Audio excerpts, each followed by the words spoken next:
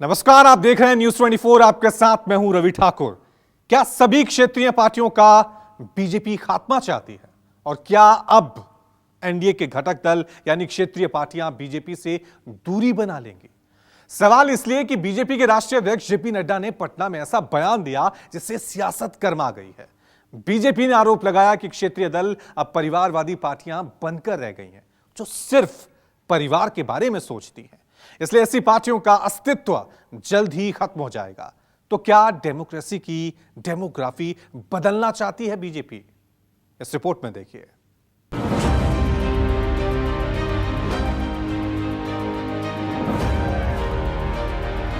परिवारवाद पार्टियों का समाप्त होना निश्चित है, ये आप मान कर चुके।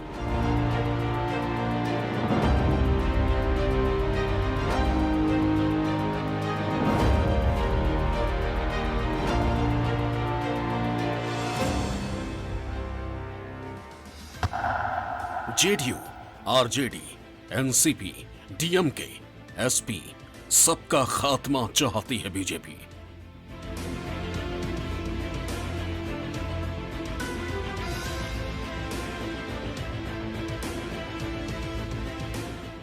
पहले ये बनती हैं क्षेत्रीय पार्टियां, रीजनल पार्टी, और रीजनल पार्टी के बाद बनती हैं ये पारिवारिक पार्टी।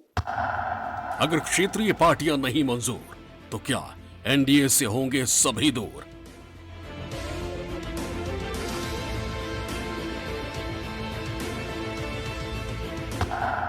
अपना दल, बादल, उद्धव गुट, ये सब लोकतंत्र के विरुद्ध।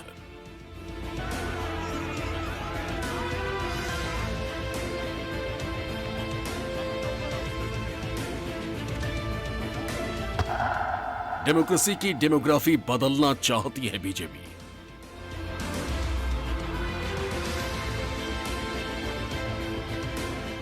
भारत की प्रजातंत्र परिवारवाद को कभी भी परिचय नहीं देगा, विचारधारा को परिचय देगा। इसलिए परिवारवाद पार्टियों का समाप्त होना निश्चित है, ये आप मान करके चलिए। क्या क्षेत्रीय राजनीतिक दल लोकतंत्र के विरुद्ध हैं? क्या क्षेत्रीय दलों का खत्म होना जरूरी है? सवाल उठे बीजेपी के राष्ट्रीय अध्यक्ष जयप्रकाश नड्डा के एक बयान से,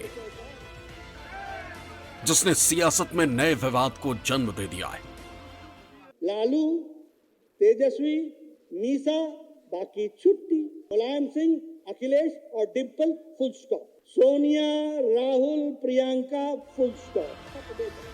विवाद ऐसे वक्त हुआ है जब 5 राज्य विधानसभा चुनाव की दहलीज पर खड़े। बिहार और तेलंगाना में जनसभा को संबोधित करते हुए नड्डा ने दावा किया कि उनकी पार्टी राज्यों में परिवारवादी पार्टियों से लड़ रही है, जो सिर्फ अपने परिवार का सोचते हैं। ऐसी क्षेत्रीय परिवारवादी पार्टियों का खत्म होना जरूरी है। पहले ये बनती हैं क्षेत्रीय पार्टियां, रीजनल पार्टी, और रीजनल पार्टी के बाद बनती हैं ये पारिवारिक पार्टी। और भारत की प्रजातंत्र परिवारवाद को कभी भी परिचय नहीं देगा, विचारधारा को परिचय देगा। इसलिए परिवारवाद पार्टियों का समाप्त होना निश्चित है, ये आप मान करके चलिए। जेपी नड्डा ने जम्मू कश्मीर से लेकर कन्याकुमारी तक क्षेत्रीय पार्टियों में परिवारवाद का जिक्र किया। उन्होंने इंडिया गठबंधन के घटक दलों पर निशाना साधा, कहा कि क्षेत्रीय दल अब परिवार तक सिमट कर रह गए और परिवारवादी पार्टी बनकर रह गए। दावा किया कि एक ही राजनीतिक दल है जो राष्ट्रीय पार्टी के रूप में लड़ रहा है, वो भारतीय जनता पार्टी है। उत्तर प्रदेश 24 करोड़ का प्रदेश है, सबसे बड़ा प्रदेश है। भारतीय जनता पार्टी किससे लड़ रही है? समाजवादी पार्टी से। मुलायम सिंह, अखिलेश और डिंपल, फुल स्टॉप। मैं यहां खड़ा हूं, बिहार में कौन है सामने? लालू, तेजस्वी, मीसा, बाकी छुट्टी। बंगाल में किससे लड़ रहा हूं? पीसी भाईपो। पीसी मतलब बुआ, बुआ मतलब ममता, और भाईपो मतलब भतीजा। भतीजा कौन है? अभिषेक। हम तेलंगाना में किससे लड़ रहे हैं? केसीआर, केटीआर, कविता। बाप, बेटा, दामाद, बेटी। हम तमिलनाडु में किससे लड़ रहे हैं?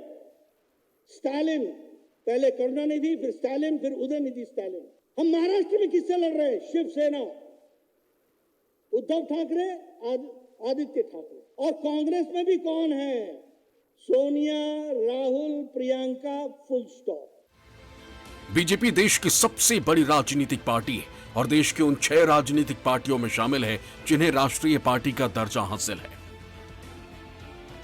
दरअसल इस समय देश में भारत में कुल 2658 राजनीतिक दल हैं, जिनमें से सिर्फ 6 ही राष्ट्रीय पार्टी हैं। इसके अलावा 55 क्षेत्रीय पार्टियां हैं और 2597 गैर मान्यता प्राप्त पार्टी। इस समय 2 बड़े गठबंधन हैं, पहला एनडीए और दूसरा इंडिया गठबंधन। इस नए गठबंधन के कुल 28 घटक दल हैं, जिनमें से ज्यादातर क्षेत्रीय दल हैं और यह भी सच्चाई है कि ज्यादातर क्षेत्रीय दलों का प्रतिनिधित्व एक ही परिवार का सदस्य कर रहे हैं। भारतीय राजनीति में क्षेत्रीय पार्टियों की भूमिका बेहद अहम मानी जाती है, जो उस राज्य के विशेष मुद्दों को केंद्र तक पहुंचाने का काम करती है। इन क्षेत्रीय दलों के नेताओं को उस राज्य की जनता ही चुनकर विधानसभा तक भेजती है।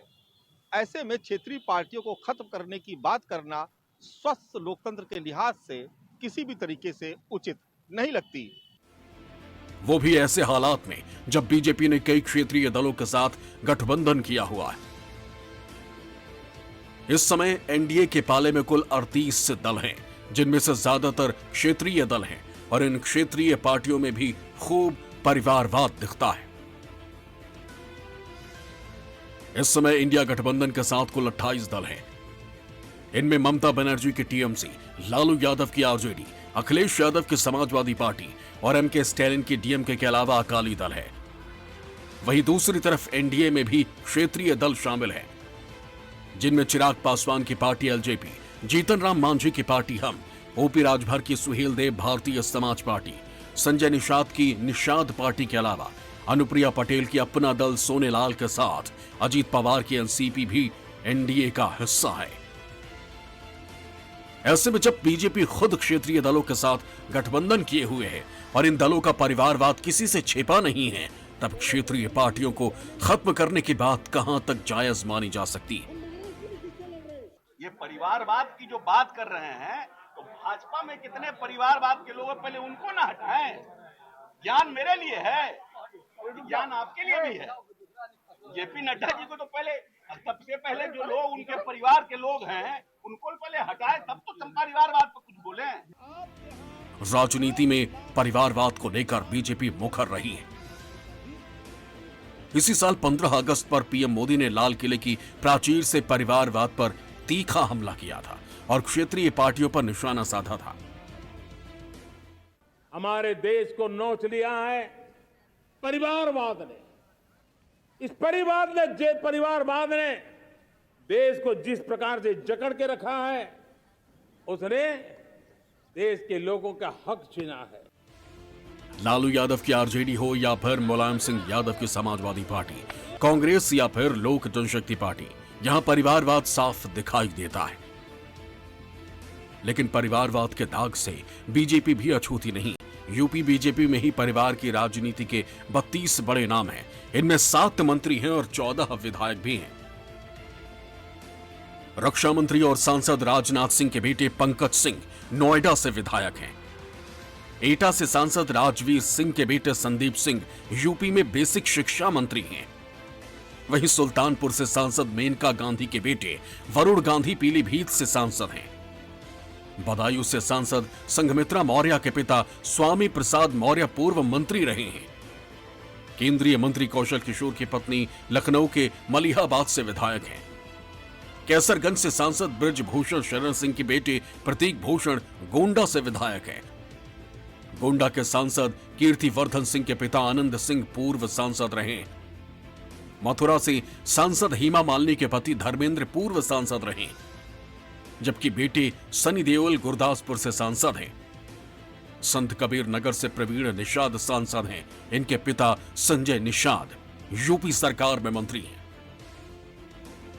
ऐसे में अगर बीजेपी क्षेत्रीय दलों का खात्मा चाहती है तो क्या उनका साथ छोड़ेगी या फिर परिवारवादी क्षेत्रीय पार्टियों के साथ गठबंधन में रहेगी?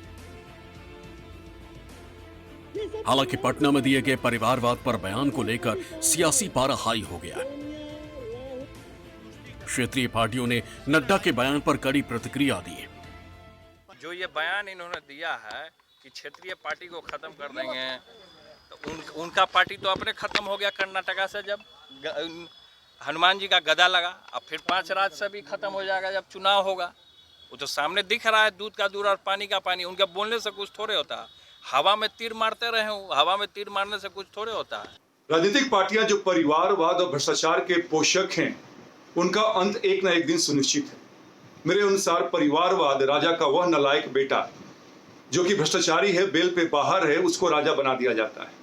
और हमारे स्वस्थ लोकतंत्र के लिए, समाज के लिए ऐसी पार्टियां जो परिवारवाद से ग्रसित हैं, आकंठ डूबी हुई हैं, उनका कोई स्थान समाज में और देश में नहीं होना चाहिए। छोटी पार्टियां तो छोटे इलाकों में अपनी मुद्दा को, अपनी समस्या को लेकर के पार्टी खड़ा होती है।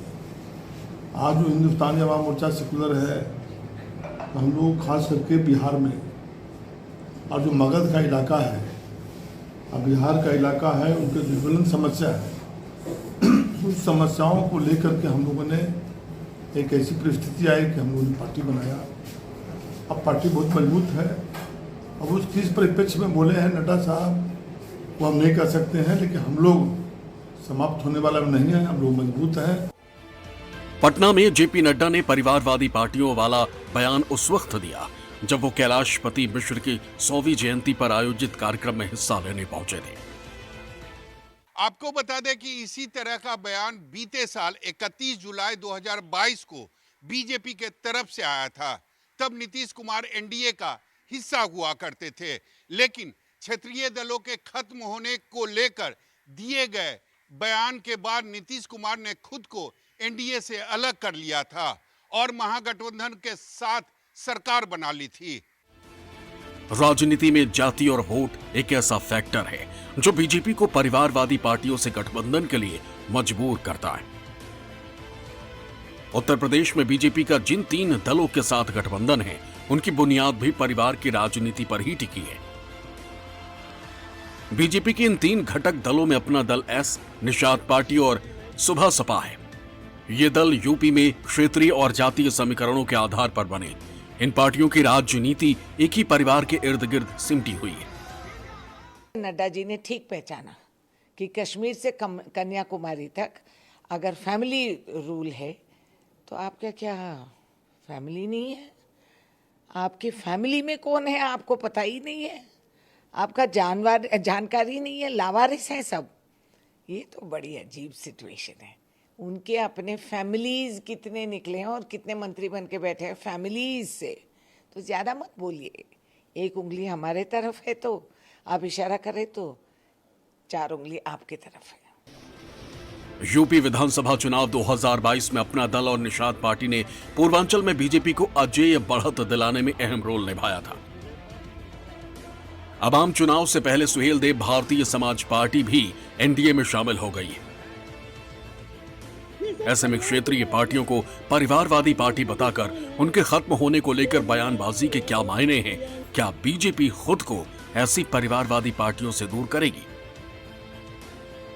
देश में 23 ऐसी पार्टियां हैं जिन्हें परिवारवादी माना जाता है। इनमें से 10 पार्टियां इंडिया गठबंधन के साथ हैं, जबकि एनडीए के साथ 7 परिवारवादी पार्टियां, जबकि 6 ऐसी पार्टियां हैं जिनका किसी को समर्थन नहीं है। अब सोच लो कि 1961 के बाद हमारे नेता पैदा किए गए, सपा बसपा आई और निषादों का हिस्सा खा गए, उनका आरक्षण खत्म कर दिया, हमारे उपजातियों को पिछड़े में डाल दिया। तो ये कांग्रेस से मिल के किया और नतीजा क्या, पिछड़े में गिनती करा। जब हम एससी में हैं तो एससी से ओबीसी में कैसे बिना पार्लियामेंट के डिबेट के? तो ऐसे लोग जो छीन रहे हैं किसी का अधिकार, उनसे हटाओ, इसीलिए तो सत्ता इनका छिना गया। तो आरएलडी, जेडीयू, सपा बसपा, ये सारे लोग सभी जितने हैं अनुसूचित जाति की सूची में सूचीबद्ध 66 समूह है, इनके हिस्से खा रहे हैं। अपनी राजनीतिक विरासत को आगे बढ़ाने के लिए उसी अगली पीढ़ी को सौंपना क्षेत्रीय दलों के लिए मजबूरी भी है और जरूरत भी, क्योंकि इन पार्टियों की ताकत एक व्यक्ति विशेष होता है। उसके परिवार के सदस्य को काफी हद तक जनता स्वीकार कर लेती है, लेकिन ऐसा नहीं होने पर पार्टी के वजूद पर ही खतरा मंडराने लगता है। ऐसा जयललिता की पार्टी AIADMK के साथ हो चुका है। जयललिता का कोई पारिवारिक उत्तराधिकारी नहीं मिलने की वजह से जयललिता के बाद उनकी पार्टी खत्म सी हो गई है। पटना से सौरभ कुमार के साथ ब्यूरो रिपोर्ट, News 24।